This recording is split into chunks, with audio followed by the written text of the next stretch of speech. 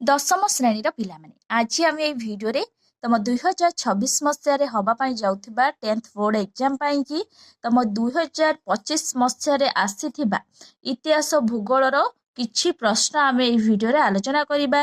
तो पिला माने मु आशा करुछि निहाती भाबरे तमनकर 2026 मसीह जो हवापाई जाउथिबा बोर्ड एग्जाम पाई कि बहुत हेल्पफुल रहइबो। तो पिला माने तमने एठी देखि पारुथबो सेट बी लेखा जाइछि। तो ये सेट बी पिला माने इतिहास भूगोल पिला माने 2025 मसीह ही आसीथिबा प्रश्न मु आशा करुछि निहाती भाबरे तमनक पई बहुत हेल्पफुल रहइबो। तमने एही भली प्रश्न निहाती भाबरे प्रैक्टिस करि परिबो। तो पिला माने जदि तुम मैंने यही चैनल रे नुआ अच्छ ताहले जल्दी जल्दी चैनल टी को सब्सक्राइब कर दियो ता सहित पाखरे थिबा बेल आइकन को दबाई दियो। तो पिला माने जहा फल रे जेतेबेले भी मु एही भली वीडियो अपलोड करबी संगे संगे तमनक पाखकु नोटिफिकेशन चल जिवो आ तुम मैंने घरे बसी एही भली वीडियो देखि परिबो। तो पिला माने जेहेतु तुम मानकर एग्जाम खूब कम दिन रहिला तो आमे समय नष्ट न करी देखिबा बे इतिहास भूगोल रु पूर्व वर्ष केउ भली प्रश्न आसीथिला। तो निहाती भाबरे पिला माने देखिबा चलो।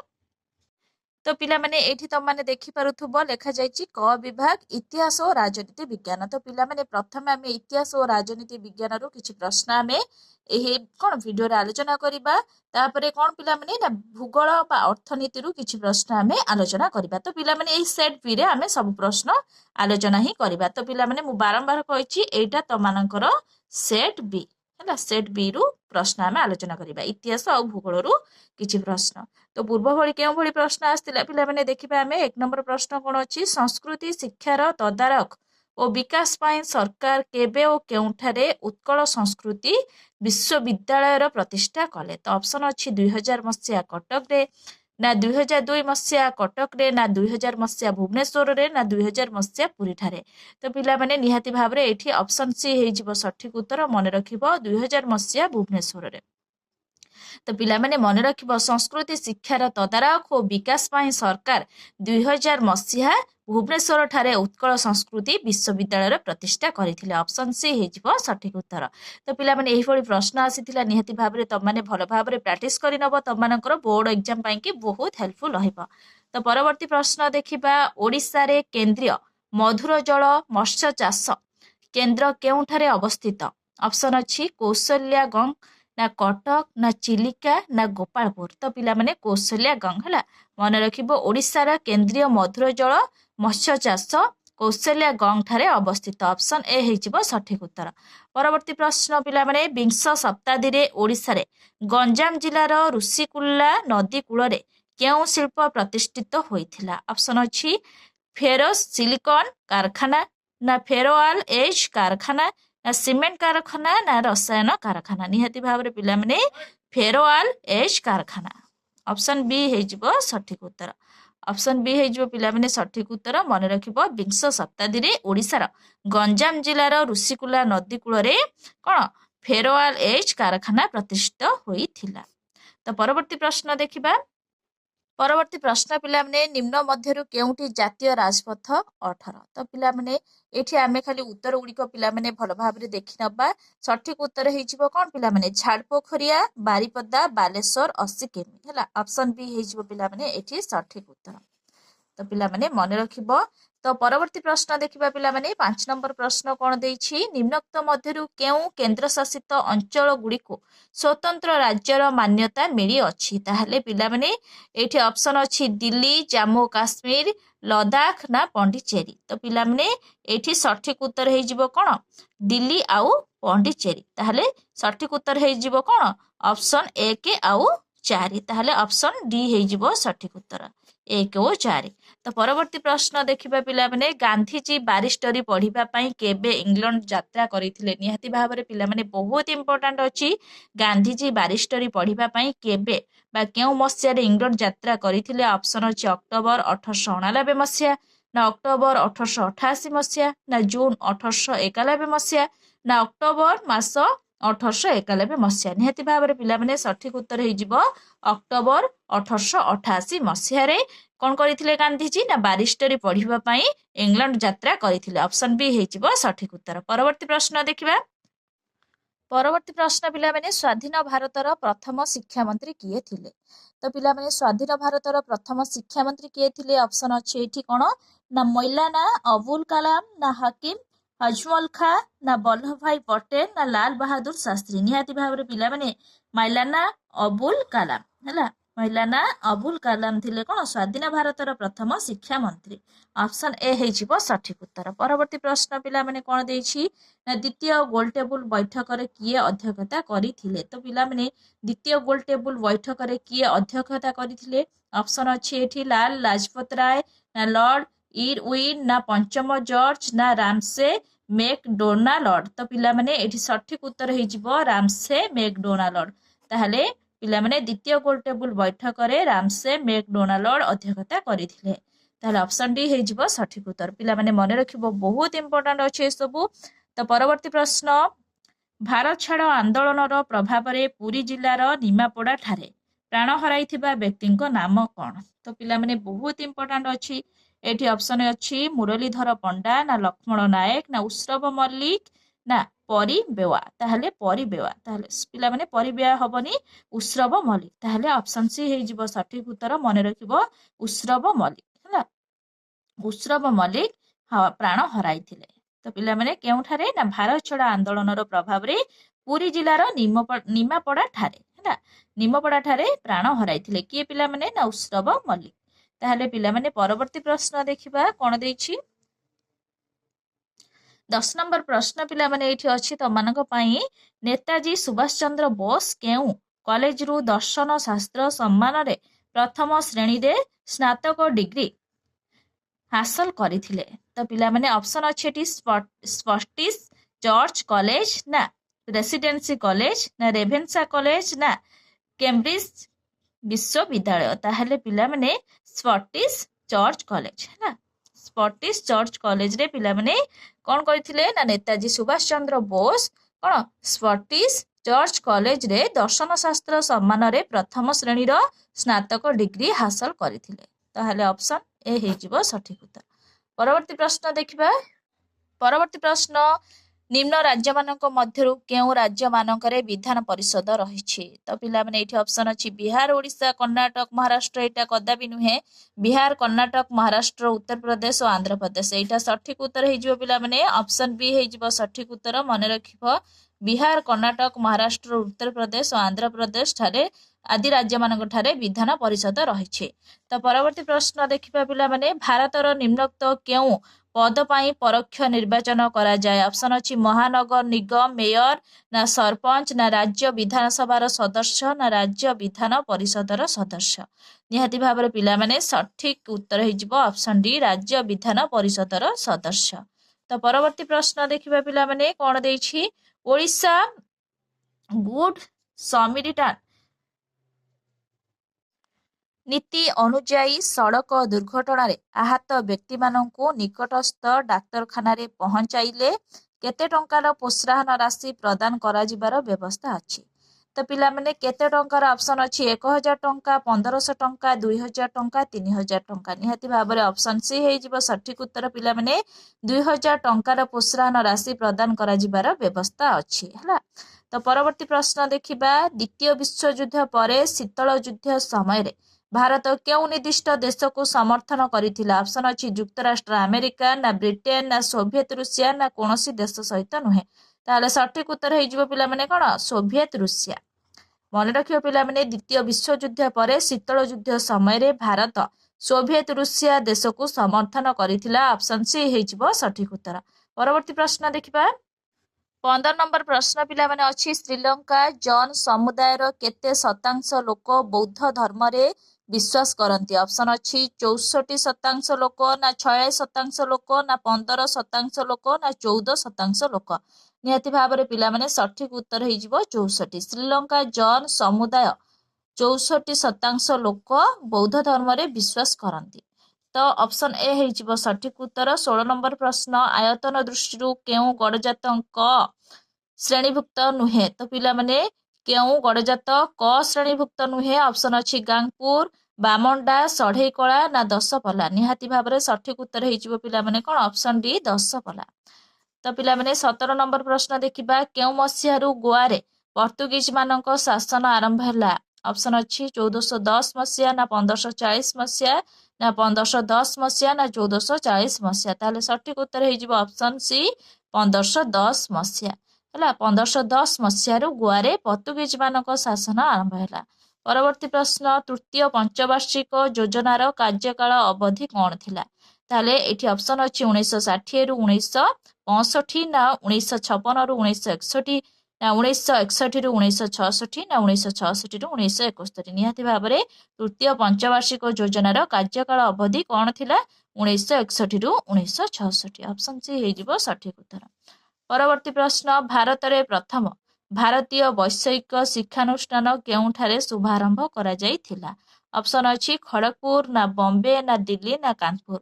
ତାହେଲେ ପିଲାମାନେ ସଠିକ ଉତ୍ତର ହେଇଯିବ ପିଲାମାନେ କଣ? ଖଡଗପୁର।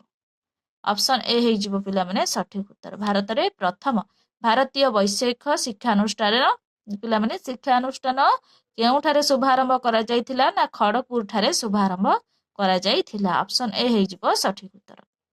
20 ନମ୍ବର ପ୍ରଶ୍ନ ପିଲାମାନେ, ଶିଶୁମାନଙ୍କର ସୁରକ୍ଷା ଓ ବିକାଶ ପାଇଁ ସରକାର କି ପଦକ୍ଷେପ ନେଇଛନ୍ତି? ଅପସନ ଅଛି ଶିଶୁ ଶ୍ରମିକ ପ୍ରଥାକୁ ଉଚ୍ଛେଦ କରାଯାଇଛି। ତ ପିଲାମାନେ ନିହାତି ଭାବରେ ଏଠି ଉଚ୍ଛେଦ ହିଁ କରାଯାଇଛି। ଗ୍ରାମାଞ୍ଚଳର ଅଙ୍ଗନବାଡି କେନ୍ଦ୍ର ପ୍ରତିଷ୍ଠା ହିଁ କରାଯାଇଛି। ତାହେଲେ ପିଲାମାନେ ଏଠି ମଧ୍ୟାହ୍ନ ଭୋଜନ ଯୋଜନା, ତ ମଧ୍ୟାହ୍ନ ଭୋଜନ ଯୋଜନା ବି କରାଯାଇଛି। ଜନନୀ ସୁରକ୍ଷା ଯୋଜନା ବି କରାଯାଇଛି। ତାହେଲେ ପିଲାମାନେ ଏଇଗୁଡିକ ସବୁଗୁଡିକ ହବ। ତାହେଲେ ଏଠି ଅପସନ ଅଛି 104, ତ 104 ତ କଦାପି ନୁହେଁ, 234 ବି କଦାପି ନୁହେଁ, 123 ବି କଦାପି ନୁହେଁ। ତାହେଲେ ପିଲାମାନେ ସଠିକ ଉତ୍ତର ହେଇଯିବ 1234। ତାହେଲେ ଅପସନ ଡି ପିଲାମାନେ ହେଇଯିବ ସଠିକ ଉତ୍ତର। ତ ପରବର୍ତ୍ତୀ ପ୍ରଶ୍ନ ଦେଖିବା। 21 ନମ୍ବର ପ୍ରଶ୍ନ ପିଲାମାନେ ଅଛି, ଗୌରୀଶଙ୍କରଙ୍କର ରାୟଙ୍କ ସମ୍ପାଦନାରେ କେଉଁ ସମ୍ବାଦପତ୍ର ପ୍ରକାଶିତ ହୋଇ ଉତ୍କଳୀୟ ଭାବକୁ ଜାଗ୍ରତ କରିଥିଲା? ତାହେଲେ ଗୌରୀଶଙ୍କର, ଉତ୍କଳ ଦୀପିକା କହିଲେ ପିଲାମାନେ ଗୌରୀଶଙ୍କର ହେଲା। ତାହେଲେ ପିଲାମାନେ ଅପସନ ଅଛି ଏଠି ସମ୍ବାଦ ବାହିକା ନା ଉତ୍କଳ ଦୀପିକା ନା ବୋଧଦାୟିନୀ ନା ସମ୍ବଲପୁର ହିତୈଷିଣୀ। ତାହେଲେ ସଠିକ ଉତ୍ତର ହେଇଯିବ ଅପସନ ବି ଉତ୍କଳ ଦୀପିକା ହେଲା। ଉତ୍କଳ ଦୀପିକା। ଗୌରୀଶଙ୍କର ରାୟଙ୍କ ସମ୍ପାଦନରେ କେଉଁ ସମ୍ବାଦପତ୍ର ପ୍ରକାଶିତ ହୋଇଥିଲା ପିଲାମାନେ? ଉତ୍କଳ ଦୀପିକା ସମ୍ବାଦପତ୍ର ପ୍ରକାଶିତ ହୋଇଥିଲା।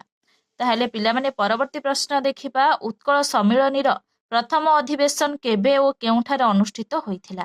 ଅପସନ ଅଛି ଏଠି 1903 ମସିହା ଡିସେମ୍ବର 30 ଓ 31 ତାରିଖ ଖଲିକୋଟ ଠାରେ ନା 1903 ମସିହା ନଭେମ୍ବର 30 ଓ 31 ତାରିଖରେ କଟକ ଠାରେ ନା 1903 ମସିହା ନଭେମ୍ବର 30 ଓ 31 ତାରିଖରେ ପାରଳାଖେମୁଣ୍ଡି ଠାରେ ନା 1903 ମସିହା ଡିସେମ୍ବର 30 ଓ 31 ତାରିଖରେ କଟକ ଠାରେ। ନିହାତି ଭାବରେ ପିଲାମାନେ ଅପସନ ଡି ହେଇଯିବ ସଠିକ ଉତ୍ତର। 1903 ମସିହା ଡିସେମ୍ବର ମାସ 30 ଓ 31 ତାରିଖରେ କଟକ ଠାରେ ହିଁ ଅନୁଷ୍ଠିତ ହୋଇଥିଲା। କଣ ପିଲାମାନେ? ନା ଉତ୍କଳ ସମ୍ମିଳନୀର ପ୍ରଥମ ଅଧିବେଶନ ହେଲା। ଅପସନ ଡି ହେଇଯିବ ସଠିକ ଉତ୍ତର। ନିହାତି ଭାବରେ ପିଲାମାନେ ମନେ ରଖିବ, ବହୁତ ଇମ୍ପୋର୍ଟାଣ୍ଟ ଅଛି ତମମାନଙ୍କର 2025 ମସିହାରେ ଏଇଭଳି ହିଁ ପ୍ରଶ୍ନ ଆସିଥିଲା। ତ ପରବର୍ତ୍ତୀ ପ୍ରଶ୍ନ ଦେଖିବା। 23 ନମ୍ବର ପ୍ରଶ୍ନ ପିଲାମାନେ, କିଏ ମାନ୍ଦ୍ରାଜ ବିଧାନ ପରିଷଦର ସଦସ୍ୟ ଥିଲେ? ତ ପିଲାମାନେ କିଏ ଥିଲେ? ଅପସନ ଅଛି ଏଠି ଶଶିଭୂଷଣ ରଥ ନା ବିଶ୍ୱନାଥ କର ନା ଭୁବନାନନ୍ଦ ଦାସ ନା ନୀଳକଣ୍ଠ ଦାସ। ତ ପିଲାମାନେ କିଏ ପିଲାମାନେ ଥିଲେ? କିଏ ମାନ୍ଦ୍ରାଜ ବିଧାନ ପରିଷଦର ସଦସ୍ୟ ଥିଲେ? ଶଶିଭୂଷଣ ରଥ। ତ ପିଲାମାନେ ଯେକୌଣସି କ୍ୱେଶ୍ଚନ ଆନ୍ସର ତମମାନଙ୍କୁ ଭୁଲ ଲାଗୁଛି ନିହାତି ଭାବରେ ତମମାନେ କମେଣ୍ଟ ବକ୍ସରେ ତାହାର ଉତ୍ତର ସଠିକ ଉତ୍ତର ଦେଇପାରିବ। ତ ପରବର୍ତ୍ତୀ ପ୍ରଶ୍ନ ପିଲାମାନେ, ସ୍ୱତନ୍ତ୍ର ଓଡ଼ିଶା ପ୍ରଦେଶର ପ୍ରଥମ ବିଧାନସଭାର ଆସନ ସଂଖ୍ୟା କେତେ ଥିଲା? ଅପସନ ଅଛି 57, 56, 60, 58। ନିହାତି ଭାବରେ ପିଲାମାନେ ସଠିକ ଉତ୍ତର ହେଇଯିବ 60 ଥିଲା। ସ୍ୱତନ୍ତ୍ର ଓଡ଼ିଶା ପ୍ରଦେଶର ପ୍ରଥମ ବିଧାନସଭାର ଆସନ ସଂଖ୍ୟା ଥିଲା ପିଲାମାନେ କେତେ? 60। ତ ପରବର୍ତ୍ତୀ ପ୍ରଶ୍ନ ଦେଖିବା ପିଲାମାନେ ଦେଇଛି 1947 ଜୁନ 27 ତାରିଖରେ ଭାରତ ସରକାର ଦେଶୀୟ ରାଜ୍ୟ ବିଭାଗ ନାମକ ଏକ ନୂତନ ବିଭାଗ ସୃଷ୍ଟି କଲା ପରେ କିଏ ଏହାର ଶାସନ ସଚିବ ହୋଇଥିଲେ?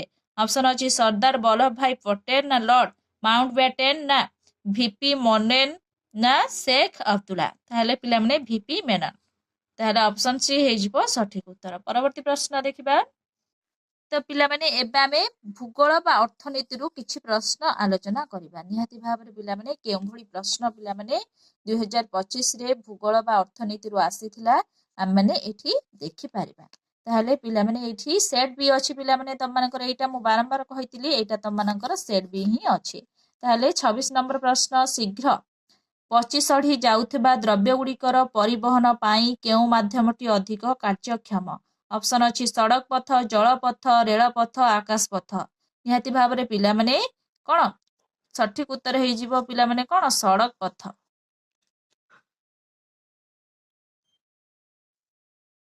ପରବର୍ତ୍ତୀ ପ୍ରଶ୍ନ ପିଲାମାନେ ଦେଖିବା ନିମ୍ନୋକ୍ତ କେତେ ନମ୍ବର ଜାତୀୟ ରାଜପଥଟି ଦୀର୍ଘତମ ଅଟେ? ଅପସନ୍ ଅଛି 16 ନମ୍ବର, 44 ନମ୍ବର, 5 ନମ୍ବର, 22 ନମ୍ବର। ନିହାତି ଭାବରେ ସଠିକ ଉତ୍ତର ହେଇଯିବ ପିଲାମାନେ କ'ଣ? 44 ନମ୍ବର।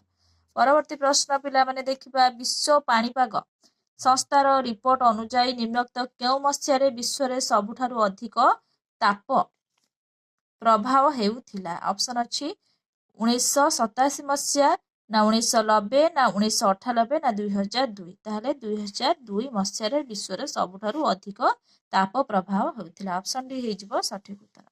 ପରବର୍ତ୍ତୀ ପ୍ରଶ୍ନ ନିମ୍ନୋକ୍ତ କେଉଁ ବାତ୍ୟାଟି ଉତ୍ତର ଓଡ଼ିଶାରେ 2020 ମସିହା ମେ ମାସରେ ହୋଇଥିଲା? ଅପସନ୍ ଅଛି ତିତ୍ଲି, ଫନି, ଆମ୍ଫାନ, ନା ୟାସ୍। ତାହେଲେ ପିଲାମାନେ ଆମ୍ଫାନ। ଅପସନ୍ ସି ହେଇଯିବ ସଠିକ ଉତ୍ତର। ପରବର୍ତ୍ତୀ ପ୍ରଶ୍ନ କେଉଁଟି ଅର୍ଥ ନିବେଶ ଯୋଜନାର ଅନ୍ତର୍ଗତ ନୁହେଁ? ଅପସନ୍ ଅଛି ଜାତୀୟ ସଞ୍ଚୟ ସାର୍ଟିଫିକେଟ୍, ନା ସେବି, ନା ଅନୁବନ୍ଧନ ପତ୍ର, ନା ଅଂଶଧନ ବଜାର। ନିହାତି ଭାବରେ ଅପସନ୍ ବି ହେଇଯିବ ସଠିକ ଉତ୍ତର ସେବି। 31 ନମ୍ବର ପ୍ରଶ୍ନ ପିଲାମାନେ କେଉଁ ସମ୍ବଳଟି ବିକାଶ ସ୍ତର ଅନୁସାରେ ଗ୍ରହଣ ଯୋଗ୍ୟ ନୁହେଁ? ଅପସନ୍ ଅଛି ଗଚ୍ଛିତ, ନା ସମ୍ବଳ ଭଣ୍ଡାର, ନା ସଂରକ୍ଷିତ, ନା ବ୍ୟକ୍ତିଗତ। ନିହାତି ଭାବରେ ପିଲାମାନେ ବ୍ୟକ୍ତିଗତ। ଅପସନ୍ ଡି ହେଇଯିବ ସଠିକ ଉତ୍ତର। ବ୍ୟକ୍ତିଗତ ସମ୍ବଳଟି ବିକାଶ ସ୍ତର ଅନୁସାରେ ଗ୍ରହଣଯୋଗ୍ୟ ନୁହେଁ। ଅପସନ୍ ଡି ହେଇଯିବ ସଠିକ ଉତ୍ତର। 32 ନମ୍ବର ପ୍ରଶ୍ନ ପିଲାମାନେ ଭାରତର କେଉଁ ରାଜ୍ୟରେ ଥିବା ସର୍ବାଧିକ ଚାରଣ ଭୂମିରେ ମୁଖ୍ୟତଃ ପଶୁପାଳନ କରାଯାଏ? ଅପସନ୍ ଅଛି ଉତ୍ତରପ୍ରଦେଶ, ନା ହରିୟାଣା, ନା ହିମାଚଳ ପ୍ରଦେଶ, ନା ବିହାର। ସଠିକ ଉତ୍ତର ହେଇଯିବ ପିଲାମାନେ ଅପସନ୍ ସି ହିମାଚଳ ପ୍ରଦେଶ। ହିମାଚଳ ପ୍ରଦେଶରେ ପିଲାମାନେ କ'ଣ ହୋଇଥାଏ? ନା ସର୍ବାଧିକ ଚାରଣ ଭୂମିରେ କ'ଣ ମୁଖ୍ୟତଃ ପଶୁପାଳନ କରାଯାଇଥାଏ। ତ ପରବର୍ତ୍ତୀ ପ୍ରଶ୍ନ ପିଲାମାନେ ଦେଖିବା ଏଠି 33 ନମ୍ବର ପ୍ରଶ୍ନ ନିମ୍ନୋକ୍ତ କେଉଁ ଦୁଇଟି ରାଜ୍ୟରେ ଚୋଷ ଦୁର୍ଗମ ଭୂମି ଦେଖାଯାଏ? ଅପସନ୍ ଅଛି ମଧ୍ୟପ୍ରଦେଶ ଓ ପଞ୍ଜାବ, ନା ପଞ୍ଜାବ ଓ ଉତ୍ତରପ୍ରଦେଶ, ନା ପଞ୍ଜାବ ଓ ହରିୟାଣା, ନା ଉତ୍ତରପ୍ରଦେଶ ଓ ହରିୟାଣା। ତାର ସଠିକ ଉତ୍ତର ହେଇଯିବ ପିଲାମାନେ କ'ଣ? ନା ପଞ୍ଜାବ ଓ ହରିୟାଣା। ପଞ୍ଜାବ ଓ ହରିୟାଣା ରାଜ୍ୟରେ କ'ଣ ହୋଇଥାଏ? ନା ଚୋଷ ଦୁର୍ଗମ ଭୂମି ଦେଖାଯାଇଥାଏ। ତ 34 ନମ୍ବର ପ୍ରଶ୍ନ ପିଲାମାନେ କେଉଁ ପ୍ରକାର ଅରଣ୍ୟକୁ ଦକ୍ଷିଣ ଭାରତରେ ସ୍ଥାନୀୟ ଭାବେ ସୋଲାସ୍ କୁହାଯାଏ? ଅପସନ୍ ଅଛି ଉପକ୍ରାନ୍ତୀୟ ଆର୍ଦ୍ରପାଇନ, ନା ନାତିଶୀତୋଷ୍ଣ ପାର୍ବତ୍ୟ, ନା ଉପକ୍ରାନ୍ତୀୟ ଶୁଷ୍କ ଚିରହରିତ, ନା ଉପକ୍ରାନ୍ତୀୟ ଆର୍ଦ୍ର ପାର୍ବତ୍ୟ। ତାହେଲେ ସଠିକ ଉତ୍ତର ହେଇଯିବ ନାତିଶୀତୋଷ୍ଣ ପାର୍ବତ୍ୟ। ପିଲାମାନେ ମନେ ରଖିବ ଏହି ନାତିଶୀତୋଷ୍ଣ ପାର୍ବତ୍ୟ ଅରଣ୍ୟକୁ ଦକ୍ଷିଣ ଭାରତରେ ସ୍ଥାନୀୟ ଭାବେ ସୋଲାସ୍ କୁହାଯାଏ। ଅପସନ୍ ବି ହେଇଯିବ ସଠିକ ଉତ୍ତର। ପରବର୍ତ୍ତୀ ପ୍ରଶ୍ନ ଦକ୍ଷିଣ ଭାରତରେ ଦେଖାଯାଉଥିବା ସିଂହ ଲାଞ୍ଜ ବିଶିଷ୍ଟ ହନୁମାଙ୍କଡ଼ ନିମ୍ନୋକ୍ତ କେଉଁ ଜାତିର ପ୍ରାଣୀ? ଅପସନ୍ ଅଛି ପିଲାମାନେ ବିଲୁପ୍ତ ଜାତି, ନା ବିପଦଗ୍ରସ୍ତ ଜାତି, ନା ବିପଦ ପ୍ରବଣ ଜାତି, ନା ସଂକଟାପନ୍ନ ଜାତି। ନିହାତି ଭାବରେ ପିଲାମାନେ ବିପଦଗ୍ରସ୍ତ ଜାତି। ଅପସନ୍ ବି ହେଇଯିବ ସଠିକ ଉତ୍ତର। ପରବର୍ତ୍ତୀ ପ୍ରଶ୍ନ ପ୍ରତିବର୍ଷ କେଉଁ ଦିନଟି ବିଶ୍ୱ ଖାଉଟି ଦିବସ ରୂପେ ପାଳିତ ହୋଇଥାଏ? ଅପସନ୍ ଅଛି ମାର୍ଚ୍ଚ 15, ନା ସେପ୍ଟେମ୍ବର 30, ନା ନଭେମ୍ବର 24, ନା ସେପ୍ଟେମ୍ବର 24। ନିହାତି ଭାବରେ ପିଲାମାନେ ମାର୍ଚ୍ଚ 15 ମନେ ରଖିବ। ମାର୍ଚ୍ଚ 15 କୁ ପ୍ରତିବର୍ଷ କ'ଣ ବିଶ୍ୱ ଖାଉଟି ଦିବସ ରୂପେ ପାଳିତ କରାଯାଇଥାଏ। ତ ମାର୍ଚ୍ଚ 15 ପିଲାମାନେ ଅପସନ୍ ଏ ହେଇଯିବ ସଠିକ ଉତ୍ତର। ପରବର୍ତ୍ତୀ ପ୍ରଶ୍ନ ନିମ୍ନୋକ୍ତ କେଉଁ ଦେଶରେ ହେକ୍ଟର ପିଛା ଧାନ ଉତ୍ପାଦନ ସର୍ବନିମ୍ନ? ତାହେଲେ ଅପସନ୍ ଅଛି ଭାରତ, ଚୀନ, ଜାପାନ, ଯୁକ୍ତରାଷ୍ଟ୍ର ଆମେରିକା। ସଠିକ ଉତ୍ତର ହେଇଯିବ ପିଲାମାନେ ଭାରତ। ମନେ ରଖିବ ପିଲାମାନେ ଭାରତ ହୋଇଯିବ ସଠିକ ଉତ୍ତର। ପରବର୍ତ୍ତୀ ପ୍ରଶ୍ନ ଦେଖିବା ନିମ୍ନୋକ୍ତ କେଉଁ କ୍ଷେତ୍ରରେ ପ୍ରଚ୍ଛନ୍ନ ବେକାରୀ ଦେଖାଯାଏ? ଅପସନ୍ ଅଛି କ୍ଷୁଦ୍ର ଶିଳ୍ପ, ନା କୃଷି, ନା କୁଟୀର ଶିଳ୍ପ, ନା ପରିବହନ। ତାହେଲେ ପିଲାମାନେ କୃଷି କ୍ଷେତ୍ରରେ ପ୍ରଚ୍ଛନ୍ନ ବେକାରୀ ଦେଖାଯାଏ। ତାହେଲେ ପିଲାମାନେ ମନେ ରଖିବ ଅପସନ୍ ବି ହେଇଯିବ ସଠିକ ଉତ୍ତର। ପରବର୍ତ୍ତୀ ପ୍ରଶ୍ନ ଉଦ୍ୟୋଗ ସୃଷ୍ଟି କରିବା ପ୍ରକ୍ରିୟାକୁ କ'ଣ କୁହାଯାଏ? ତ ପିଲାମାନେ ଅପସନ୍ ଅଛି ଉଦ୍ୟୋଗୀ, ନା ଉଦ୍ୟୋଗ, ନା ଉଦ୍ୟୋଗିକୀ, ନା ଉଦ୍ୟୋଗ ବୃତ୍ତି ବା ଚୟନ। ତାହେଲେ ପିଲାମାନେ ସଠିକ ଉତ୍ତର ହେଇଯିବ ଉଦ୍ୟୋଗିକୀ। ଅପସନ୍ ସି ହେଇଯିବ ସଠିକ ଉତ୍ତର। 40 ନମ୍ବର ପ୍ରଶ୍ନ ପିଲାମାନେ ଓଡ଼ିଶା ସରକାର କେଉଁ ମସିହାରେ ରାଜ୍ୟକୁ ଶିଳ୍ପ ସମୃଦ୍ଧ କରିବା ପାଇଁ ଶୁଭାରମ୍ଭ ଓଡ଼ିଶା ଯୋଜନା କାର୍ଯ୍ୟକାରୀ କରିଛନ୍ତି? ଅପସନ୍ ଅଛି 2016, ନା 2018, ନା 2021, ନା 2022। ତାହେଲେ ସଠିକ ଉତ୍ତର ହେଇଯିବ ପିଲାମାନେ 2016 ମସିହାରେ। ହେଲା ତ ପିଲାମାନେ ମନେ ରଖିବ ଓଡ଼ିଶା ସରକାର 2016 ମସିହାରେ ରାଜ୍ୟକୁ ଶିଳ୍ପ ସମୃଦ୍ଧ କରିବା ପାଇଁ ଶୁଭାରମ୍ଭ ଓଡ଼ିଶା ଯୋଜନା କାର୍ଯ୍ୟକାରୀ କରିଛନ୍ତି। ହେଲା ତାହେଲେ ପିଲାମାନେ ପରବର୍ତ୍ତୀ ପ୍ରଶ୍ନ ପିଲାମାନେ 41 ନମ୍ବର ଦେଖିବା ସେଟ୍ ବି ର 41 ନମ୍ବର ନିମ୍ନୋକ୍ତ କେଉଁ ରାଜ୍ୟ ଗୋଦାବରୀ ନଦୀ ଜଳ ବିବାଦର ଅନ୍ତର୍ଗତ ନୁହେଁ? ଅପସନ୍ ଅଛି ଆନ୍ଧ୍ରପ୍ରଦେଶ, ନା ମହାରାଷ୍ଟ୍ର, ନା ଛତିଶଗଡ଼ ନା ଓଡ଼ିଶା। ତାହେଲେ ସଠିକ ଉତ୍ତର ହେଇଯିବ ପିଲାମାନେ କୋଉଟା ଛତିଶଗଡ଼। ଅପସନ ସି ହେଇଯିବ ସଠିକ ଉତ୍ତର। ପରବର୍ତ୍ତୀ ପ୍ରଶ୍ନ ଦେଖିବା ନିମ୍ନୋକ୍ତ କେଉଁ ନଦୀ ସହ ଗାନ୍ଧୀ ସାଗର ନଦୀବନ୍ଧ ଯୋଜନା ସମ୍ପୃକ୍ତ। ଅପସନ ଅଛି ଏଠି ପିଲାମାନେ କୋଶି। ତ ପିଲାମାନେ ଏଠି ଦେଖିପାରୁଥିବ ଦେଇଛି ଅପସନ କଣ ତମମାନଙ୍କର କୋଶି ଦେଇଛି। ତ ପିଲାମାନେ ଚାମ୍ବଲ ଦେଇଛି ଦାମୋଦର ନା ସତଲେଜ। ତାହେଲେ ପିଲାମାନେ ଏଠି ହବ ତମମାନଙ୍କର ଚାମ୍ବଲ ହେଲା। ଅପସନ ବି ହେଇଯିବ ସଠିକ ଉତ୍ତର। ପରବର୍ତ୍ତୀ ପ୍ରଶ୍ନ ପିଲାମାନେ 23 ନମ୍ବର ପ୍ରଶ୍ନ ଏଠି ଦେଇଛି ଅଭ୍ର ବୈଦ୍ୟୁତିକ ଶିଳ୍ପ। ତାହେଲେ ପିଲାମାନେ ଡ୍ୟାସ୍ ଇସ୍ପାତ ଶିଳ୍ପ। ତାହେଲେ ପିଲାମାନେ ଏଠି ଅପସନ ଅଛି ପିଲାମାନେ କଣ ନା ଜିପ୍ସମ ନା ତମ୍ଭା ନା ବକ୍ସାଇଟ ନା କ୍ରୋମାଇଟ। ତାହେଲେ ସଠିକ ଉତ୍ତର ହେଇଯିବ ପିଲାମାନେ ବକ୍ସାଇଟ। ବକ୍ସାଇଟ ଇସ୍ପାତ ଶିଳ୍ପ। ପରବର୍ତ୍ତୀ ପ୍ରଶ୍ନ ନିମ୍ନୋକ୍ତ କେଉଁ ଖଣିଜଟି ସମୁଦ୍ର ଶଯ୍ୟାରେ ପ୍ରଚୁର ପରିମାଣରେ ମହଜୁଦ ଅଛି। ଅପସନ ଅଛି ମାଙ୍ଗାନେଜ ଗୁଟିକା ନା ବକ୍ସାଇଟ ନା ପ୍ଲାଟିନମ ନା ଟିଣ। ତାହେଲେ ସଠିକ ଉତ୍ତର ହେଇଯିବ ପିଲାମାନେ କଣ ସଠିକ ଉତ୍ତର ହେଇଯିବ ପିଲାମାନେ ମାଙ୍ଗାନେଜ ଗୁଟିକା। ତ ପରବର୍ତ୍ତୀ ପ୍ରଶ୍ନ ଦେଖିବା। ପରବର୍ତ୍ତୀ ପ୍ରଶ୍ନ ପିଲାମାନେ ଶକ୍ତି ଉତ୍ପାଦନ ଦୃଷ୍ଟିରୁ ଓଡ଼ିଶାର କେଉଁ ସ୍ଥାନଟି ଅନ୍ୟ ତିନୋଟି ଠାରୁ ଭିନ୍ନ।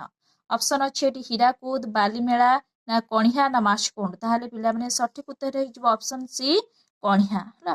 ତାହେଲେ ପରବର୍ତ୍ତୀ ପ୍ରଶ୍ନ ପିଲାମାନେ ଦେଖିବା ଏଠି ରାଜ୍ୟ ଓ ଆଣବିକ ଶକ୍ତି କେନ୍ଦ୍ର ମଧ୍ୟରେ ଥିବା ସମ୍ପର୍କ ଦୃଷ୍ଟିରୁ କେଉଁ ଯୋଡ଼ିଟି ଠିକ ନୁହେଁ। ଅପସନ ଅଛି ମହାରାଷ୍ଟ୍ର ଓ ଜୈତାପୁର ନା ଗୁଜରାଟ ନା କାକରାପରା ନା ତାମିଲନାଡୁ ରାୟତଭଟା ନା କର୍ଣ୍ଣାଟକ ନା କାଇଗା। ତାହେଲେ ସଠିକ ଉତ୍ତର ହେଇଯିବ ମହାରାଷ୍ଟ୍ର ଜୈତାପୁର।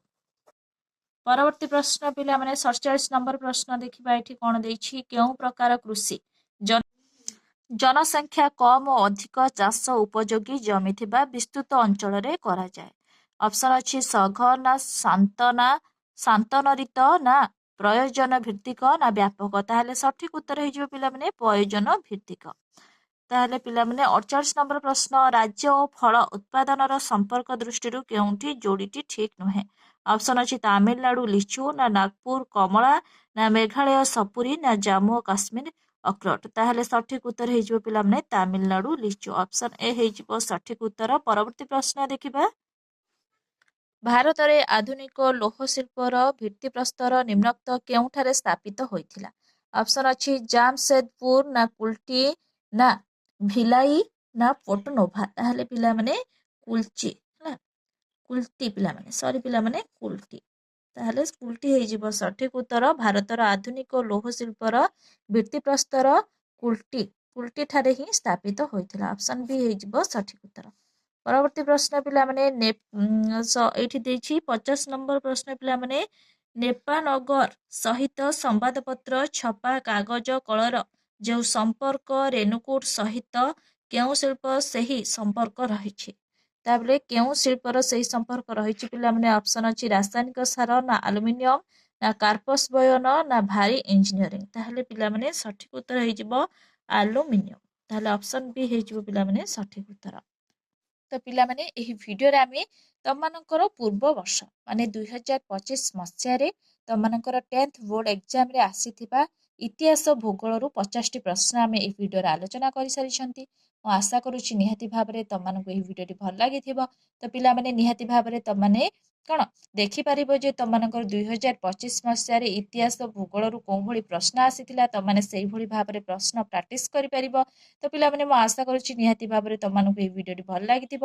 ଯଦି ତମମାନଙ୍କୁ ଏହି ଭିଡ଼ିଓଟି ଭଲ ଲାଗିଥିବ ନିହାତି ଭାବରେ ଲାଇକ୍ କରିବ ସେୟାର କରିବ ଆଉ ସବସ୍କ୍ରାଇବ କରିବାକୁ ଜମା ବି ଭୁଲିବନି। Thank you.